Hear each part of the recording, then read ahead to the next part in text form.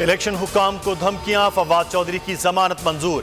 Session عدالت کے جج فیضان حیدر گیلانی نے کہا ایسا بیان نہیں دینا چاہیے جس پر معافی مانگنی پڑے، اس شرط پر ضمانت دے رہا ہوں کہ فواد چودھری یہ گفتگو دوبارہ نہیں دہرائیں گے۔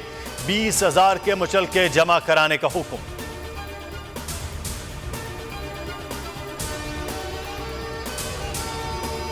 فواد چودھری کو سیاسی انتقام کا نشانہ بنایا گیا، آئین اور جمہوریت کی سربلندی کی لڑائی لڑ رہے ہیں۔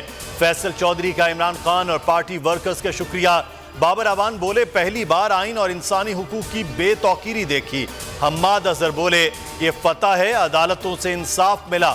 اہلیہ ہبا فواد کا بول نیوز کا شکریہ، کہا بول نیوز میرے ساتھ کھڑا رہا۔